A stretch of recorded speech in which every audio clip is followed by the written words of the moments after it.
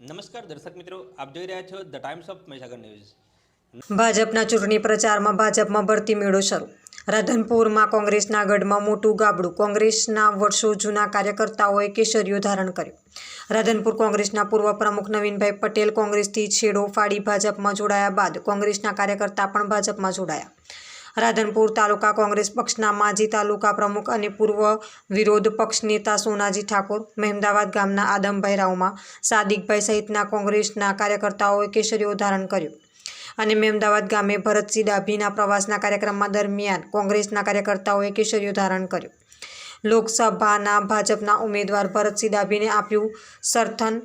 પાટણ જિલ્લાના રાધનપુર તાલુકાના ગ્રામ્ય વિસ્તારોમાં ભારતીય જનતા પાર્ટીના પાટણ લોકસભા 3ના ભાજપના ઉમેદવારના ચૂંટણી પ્રચારની અંદર કોંગ્રેસના કાર્યકર્તાઓ ભારતીય જનતા પાર્ટીમાં જોડાઈ રહ્યા છે।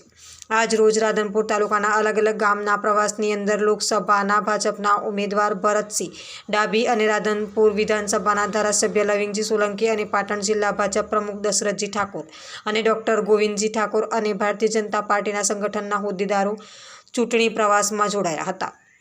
ભારતીય જનતા પાર્ટીને વિજય બનાવવા અપીલ પણ કરી હતી। મોટી સંખ્યામાં કોંગ્રેસ છોડી ભાજપમાં કાર્યકર્તાઓ પણ જોડાયા હતા। લોકસભા સીટના ઉમેદવાર ભરતસિંહજી ડાભીના આજે પ્રવાસની અંદર ચૂંટણી પ્રવાસની અંદર અમે નીકળ્યા હતા।